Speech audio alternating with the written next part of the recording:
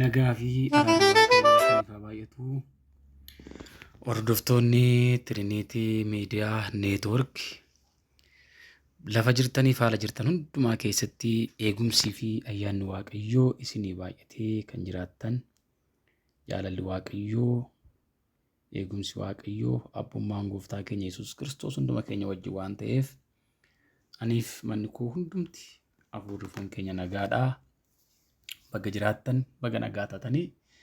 Egaa arras akkuma kanaan dura jalqabne hiikaa mul'ata Yohaannis barnoota keenya waliin kan itti fufnu ta'a. Barnoota keenya immoo yeroo waliin itti fufnu waan isin hin galle koomentii jalatti naa barreessaa yoo deemtan, waan isin hin galle immoo hambinaa keenya na jajjabeessaa yoo deemtan baay'ee gaariidha. Kanaafuu warri immoo Tiriiniitii Miidiyaa Neetwoork haga ammaatti maatiin taate kan sabiskiraayib kan hin goone namuma kanaan sabiskiraayib kan isin gaafachuun barbaadaa. Barnoota keenya itti fufna. Egaa har'aa wajjiniin kan barannu ergaa waldaa Simirnaati. Ergaa waldaa Simirnaa barachuu keenyan dura seenduumin Simirnaa maalinni kan jedhu wajjin ilaalla. Simirnaa yookaan Simirnaa jechuun urgooftuu jechuudha. Kunis akka biyya sanaa akka yeroo sanaatti urgooftuu kan jedhamu idda mukaa irraa kan oomishamu ta'ee yommuu caccabu yookaan yommuu sukkuumamu, yommuu bifa isaa isa ittiin uumame sana dhabu, yommuu caccabu, yeroo miidhamu, yeroo kutaa'u urgaa foolii gaarii kan kennu biyya sana waan tureef achirraa ka'amee Simirnaa jedhamtee biyyi kun moggaafamte jechuudha. Kun immoo nuti kiristaanonni yommuu qoraasumaan caccabne, yeroo rakkannu, yeroo qormaanni nutti baay'atu, yeroo bifa keenya dhabnee miidhamnu fooliin keenya gooftatti kan urgaa'u ta'uusaa argina. Baay'ee gooftatti urgoofna jechuudha. Magaalli kun bara 1500 dhaloota Kiristoos dura jirti jedhamtee yaadamaa turte. Garuu bara 1000 kaasee hanga bara 600 dhaloota Kiristoos boodatti kolonii Giriik jala kan ishiin turte. Kaartaan isaanii walitti waan dhiyaatuuf ni argitu booda kolonii isaanii jala turte. Bara 600 weerara warra Liidiyaan diigamtee magaalli kun jechaadha hanga bara 200 dhaloota Kiristoos duraatti waggaa 400f kaartaa biyyaarraa dhabamtee hin jirtu jedhamtee turte. Egaa nus yeroo rakkinni nutti baay'atu, yeroo qorumsi nutti baay'atu hin jiru badeera kana booda hin argamu jedhamnee yeroo nuti kaartaa sammuu namaa keessaa dhabamnu jiraachuu mala jechuudha. Haa ta'u malee waggaa 200tti deebitee Jeneraal Giriikiin Lisaamaakiin ijaaramte magaalaan kun. Argitanii hin jirtu maappiin ishee yookaan immoo argamni ishee, kaartaan ishee addunyaarraa badeera, kaartaa addunyaarraa badeera jedhamtee waggaa 400f erga dhabamteen booda amma immoo deebitee argamte. Rakkinni gidiraan, muddamni, haalonni garaagaraa gaafa hin jiru kana booda dhumeeraaf dhabameera gaafa jedhamee abdii nu kutachiisu nama deebisee nu ijaaru nu kaasa Waaqayyo. Nama deebisee nu mul'isu nu kaasa Waaqayyo. Nama deebisee nu dhaabu nu kaasa Waaqayyo. Magaalaan kun har'a Izmir jedhamtee waamamti jirti jechuudha. Waggaa 400 dhokattee turte. Har'a garuu jirti. Efesoon irraa maayilii 35-50 fagaattee akka argamtu tilmaamamti. Kanas kaartaa armaan gadiitirraa ilaaluu dandeessu jechaadha. Akkuma asirratti argitan kana iddoon xiyyi kun agarsiisu Simirnaadha jechuudha. Simirnaan tuni kaartaa ishee argitu waggaa 400f baddida addunyaarraa, kaartaa addunyaarraa. Garuu nama ishee ijaaru deebisee isheedha kaase Waaqayyo. Nama deebisee si ijaaru si kaasa Waaqayyo. Efesoon irraa yoo kaatan daandiin kuni Efesoonitti aantee kan jirtu waldaa Simirnaati. Itti aansee Sardeesii. Sardees irra gaafa deemtan immoo gara kibbaatii fi gara kaabatti waldaan kun kan inni tatamsee jiru. Akkuma beekamu ka'umsa waldaa kana hundumaaf waldaa Efesoontu haadha jechaadha. Waldaa Efesoontu haadha. Karaa biraa magaalaan kun miidhagduu waan taateef gonfoo Eeshiyaa jedhamtee beekamti. The Crown of Asia jedhamtee beekamti. Baay'ee miidhagduudha. Baay'ee simboo qabdi. Baay'ee miidhagina qabdi. Kanaafuu The Crown of Asia jedhamtee yookaan immoo gonfoo Eeshiyaa miidhagina Eeshiyaa jedhamti jechuudha. Karaa biraa immoo daandii mijataa waan qabduuf giddugala daldalaa fi siyaasaatiin illee baay'ee beekamtuudha magaalaan kun. Gara hafuuratti yookaan immoo gara amantiitti immoo deebine waaqolii tolfamaa kan akka Apooloo fi Sibiilee jedhamantu biyya kana keessatti waaqeffatamaatii ture. Waldaan Simirnaa magaalaa kanatti kan hundeeffamte lallaba ergamaa Phaawulos Efesoonitti lallabeen hundeeffamte jedhamee yaadama. Hojii ergamootaa 19:10 dubbisuu dandeessu jechaadha.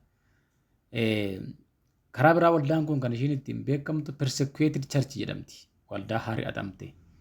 Persecutionin kan itti baay'ate, hari'atamni kan itti baay'ate waan taateef the persecuted church jedhamtee beekamte jechaadha. Waldaan kun kan isheen ittiin ibsamtu yookaan immoo ergaan yookaan raajiin waldaa kana gubbaatti dubbatame kan inni raawwateera jedhamee itti amanamu waggaa 100 hanga 313 waldaa kana keessa turte yookaan immoo waldaa bara kana keessa turte kan bakka buutudha. Soortuun waldaa kanaa immoo nama Poolikaarp jedhamuun beekamudha. Soortuun waldaa kanaa Poolikaarp jedhamuudhaan beekama. Poolikaarp jedhamuudhaan beekama.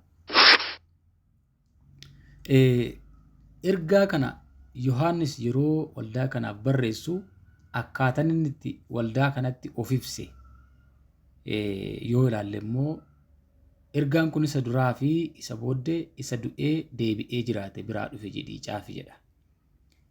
Isa duraa fi isa booddee jechuun kan jalqabaa fi kan dhumaa isa nuti jennu isa du'ee deebi'ee jiraate jedhi jedha.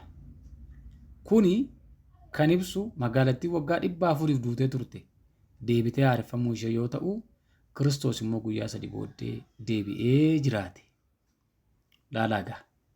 Isa duraati jechuun otoo hin diigamin otoo kaartarra jirtu yeroo sana iyyuu Yesuus Kiristoos jira jechuudha. Isa booddati jechuun immoo erga deebitee ijaarramte erga deebitee kaartaa addunyaa gubbaatti jeneraal Samaakiin hundeeffamteen booda inni yeroo sanas Yesuus jira jechaadha. Kanaafuu waldaa magaalaan kun kan ishiin hin jirtu jedhamtee deebitee kan ishiin jiraatte waggaa 400 booda yoo ta'u Yesuus Kiristoos immoo kan inni du'ee deebi'ee jiraate waggaa guyyaa 3 booda. Kun immoo Waaqayyo haala namni keessa jiruun akka namaaf galuun namatti dubbachuu isaati. Maal jechuudha? Ati guyyaa waggaa 400 booda deebitee jiraatte ani immoo guyyaa 3 deebi'ee jiraadhe jedhee jechaadha. Ati deebitee jiraachuudhaaf waggaa 400 fudhatee ani garuu deebi'ee jiraachuudhaaf guyyaa 3 natti fudhate jedheen jechaadha Waaqayyo. Kanaafuu duras otoo ati hin diigamin Waaqayyo ana ergaati ijaaramtees immoo Waaqayyo ana jedhe jechaadha. Waldaa sana maal jedhee Waaqayyo rakkina si irra ga'ee beekaa jedheen. Mul'ata 2:9 dubbiftan magaalaa kanatti Qeesarii fi akka gooftatti waggaatti si'a tokko namootni aarsaa dhiyeessu. Rakkoo guddaan isaan irra ga'u kana jechaadha. Imperial worshipidha. Mootitu waaqeffama. Namoota kanaaf waraqaa ragaa michummaa amanamummaa fira mootummaa jedhamutu kennamaaf warra mootii kana sagadan warra mootii kanaaf aarsaa dhiyeessan warra mootii kanaaf waaqeffannaa waaqaaf madu kennaniifif ragaatu kennama jechaadha. Fira mootummaa ta'uu michuu mootummaa ta'uu nama amanamummaa mootiidhaaf oole jedhamanii ragaan kennamaaf kana rakkoon isaanitti dhufu jechaadha kamittiyyuu. Namoonni waraqaa kana hin qabne mormituudha. Anti impeerarii ta'u jechaadha. Anti impeerarii ta'u. Kanaafuu namoonni waraqaa kana biyya san keessaa qaban fira mootummaa yoo ta'an namoonni waraqaa akkasii kana immoo hin qabne mormituu mootummaa ta'uu ni gidirfamu ni ajjeefamus balaa gurguddaadhaaf saaxilamu jechaadha. Isaan keessaa namoota waraqaa eenyummaa kana hin fudhannu, mootii kanaaf hin sagaddu, mootii waaqaaf lafa uume malee mootii Qeesar kanaa fi gita sirna bittaasaa sirna bulchiinsaatiif hin bitamnu kan jedhan tajaajilaan waldaa Simirnaa Poolikaarpi isa tokko jechaadha. Inni. So Poolikaarp duuka buutuu ergamaa Yohaannis ture. Waa'ee Yesuus Kiristoos isa irraa barachuuf carraa bal'aa argateera. Suuraa waldaa Simirnaas ture. Bara 115tti magaalaa Simirnaatti egaa amantoonni biyya sana keessa jiran mootii waaqessuu, mootii sagaduu waan didaniif isaan keessaa immoo Poolikaarp tokko waan ta'eef amantoota irratti hari'atamni yommuu jalqabe Poolikaarp qabamee uummata walitti qabamee dhaabatu yookaan walitti qabamee tuuta uummataa yookaan immoo jamaa fuulduratti abiddaan gubanii ajjeesan jechaadha. Poolikaarp abiddaan gubamee ajjeesan jechaadha. Maaliif sababni? Mootiidhaaf waan sagadu dideef, mootiidhaaf kufee waan waaqessuu dideef, waraqaa ragaa mootiidhaaf ittiin sagade waraqaa michummaa sana waan hin qabneef mootii kanaan labsiin kun irratti labsamee abiddaan uummata fuulduratti gubamee du'e jechuudha. Inni lammaffaan hiyyuma keenan beekaa jedhaan. Tokkoffaan rakkina sirra ga'e jedhaanii lammaffaan immoo hiyyuma keenan beekaa jedhaan. Egaa amantoonni biyya kana keessa jiran qabeenyi isaanii jalaa saamameera. Kaan immoo irraa hari'atamaniiru. Jalaas gubateera. Mootummaatti waan lafa irraatiin jireenyi isaanii diigamaadha. So poor materially rich spiritually jennaan waldaa tanaan. Garuu waaqayyoon isanii duubatti hin deebine. Soortuun isaanii odoo isaan arganuu abiddaan gubateera. Qabeenyi isaanii jalaa barbadaa'eera, saamamaniiru, irraa ari'atamaniiru, buqqa'aniiru. Kana hundumaas ta'u garuu Kiristoos irraa ija isaanii duubatti hin deebifne. Garuu waaqayyoon isanii duubatti waan hin deebineef rakkatanis gooftaa wajjin afuu irraa baranna. Jara kanarraa rakkatanis qabeenya isa dhaban iyyoomanis waanuma kamiyyoo ta'an gooftaa wajjin afuu irraa barannaa jechuudha.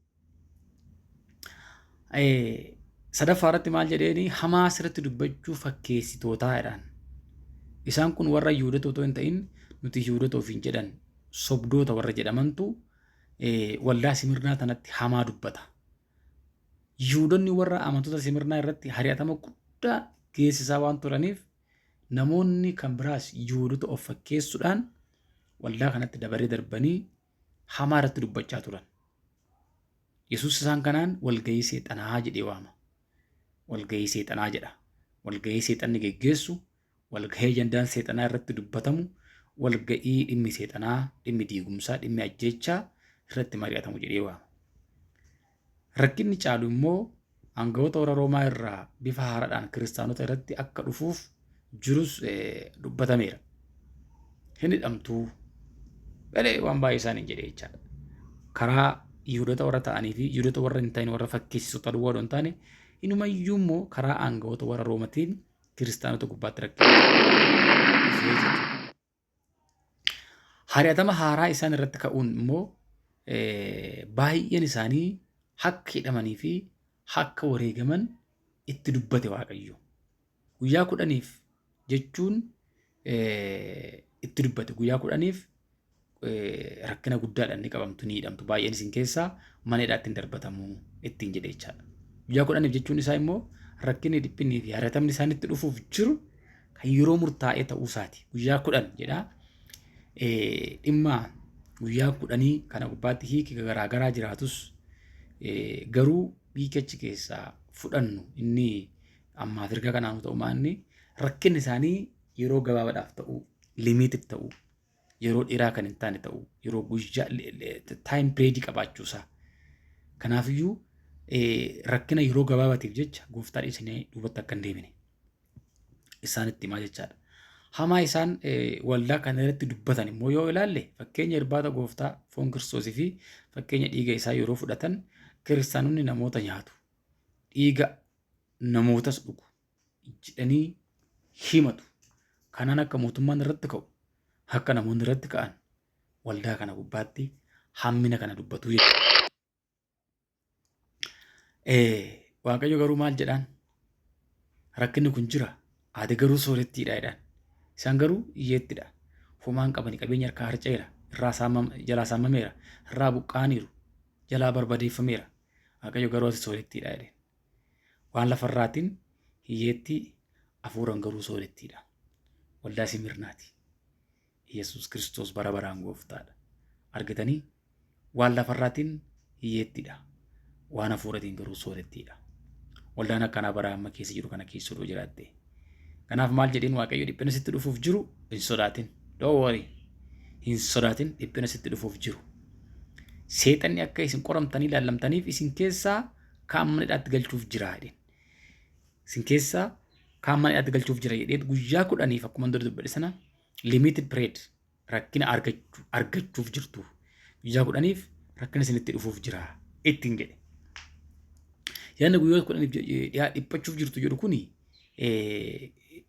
koomentiiriin garaagaraa yookaan iskoolaroonni macaafa qulqulluu yaaduu garaagaraa qabu. Tokkoffaan impaayirota sodaachisoo 10 kan kiristaanota dhiphisan kan ibsu yoo ta'u isaan kunis Neeroo, Domeeshiyaa, Tiraajaan, Maarqus, Severus, Deeshuu, Maxum, Valeeriyaa, Awureeliyaan fi Diyookilishiyaadha. Isaan kun kurnan tarii warra kiristaanota dhiphisan warra hamoo waan jedhamaniif isaan kana bakka bu'uu danda'a jedhamee yaadama. Lammaffaan immoo heertuuwwan addaa immoo isa dhumaa fi baay'ee ulfaataa ta'e kan Diyookilishiyaa jalatti bara 330 hanga 313 waggaa 10 yeroo waldoonni kiristaanaa fi macaafni qulqulluun hundinuu gubatanii kan inni ibsu jechaadha. Hundaan ol kan hundumaa dhaquu dhiifnee guyyoota 10 kan jedhu sun taayim pireedii ta'uusaa, limiited pireedii ta'uusaa, rakkinni yeroo gabaabduudhaaf ta'uusaa, itti fufaa kan hin taane ta'uusaa kan inni hubachiisu. Waaqayyo maal ittiin jedhe? Du'ayyuu yoo sitti fide ati amma dhumaatti amanamaa ta'i jedheen. What blessing. Du'ayyuu yoo sitti fide ati amma dhumaatti amanamaa ta'i. Du'a maa sitti hin finne? Rakkinni kee, muddamni kee, hari'atamni kee, jibbamuun kee, namoonni hamaa asirratti dubbachuunsaa maaliif du'a sitti hin finne? Maaliif waan kana caaluyyuu du'a kan caalu waan hin jirreef maa sitti hin finne? Ati garuu amma dhumaatti amanamaa ta'i. Kanatu sirraa eegama. Hamma dhumaatti amanamaa ta'utu nurraa eegama. Bakka jirrutti, haala jirru keessatti, qormaata nutti dhufe keessatti, muddama kamiyyuu keessatti hamma dhumaatti amanamaa ta'utu nutti jira. Amma harka lammaffaatti miti. Hamma waggaa 2-3 miti. Amma dhumaatti amanamaa ta'utu nutti jira. Kanaafuu waldaan kun fakkaattii waldaa ishee guyyaa dhumaati.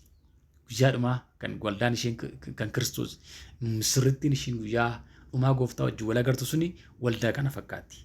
Kanaaf waldaa kana keessatti ergaan dubbatame kun waldaa kanaaf qofa yoo jenne lakki waldaa kanaaf qofa miti. Dubbii Waaqayyoo akkas jedha. Namni gurra qabu isaa hafuurri qulqulluun waldoota kiristaanatti hin jedhu haa dhaga'u jedheetu hinni moo'u du'a isa lammaffaadhaan hin miidhamu. Hinni moo'u du'a isa lammaffaadhaan hin miidhamu jedha. Mul'ata 2:11. Jabaadhu hamma dhumaatti amanamaa ta'i. Du'a yoo sitti fidayyuu amanamummaa kennisin. Qorumsoo sitti dhufes si bilcheessa, si urgeessa, si miidhagsa, gonfoo si godha malee si hin balleessu. Amma dhumaatti amanamaa ta'i. Irra si deebi'een sitti hima. Qorumsa tamma keessa jirtu kun, rakkina tamma keessa jirtu kun, muddama tamma keessa jirtu kun, haalonni bitaa namatti galan tamma keessa jirtu kun du'a yoo sitti fidayyuu ati amma dhumaatti amanamaa ta'i. Inni moo'u du'a isa lammaffaadhaan hin miidhamu jedha. Waan dhaggeeffataniif galatoomaa, eebbifamaa, xumurameera. Trinity Media Network subscribe gochuu hin dagatinaa. Hiriyoota keessaniifis share gochuudhaan akka isaan maamila keenya ta'an yookaan immoo subscribe akkanaaf godhan hin dagatinaa. Hojii kana keessatti na gargaara. Kan itti fufu ergaa waldaa ergamuun. Trinity Media Network toora miidiyaa keenya. Kanaaf subscribe godhaa, share godhaa, laayikii, koomentiis barreessa jalatti amma akka sanatti tolee fi yaada qabdan gaaffii qabdanis koomentii jalatti nuuf barreessa. Akka yeroo nuti viidiyoo kana gadi dhiifne isin bira ga'uuf beeksisa akka argattaniif immoo mallattoo beellaa tuqaa yaada keessanis naaf qoodaa. Gooftaan isinaa eebbisuu eebbifamaa.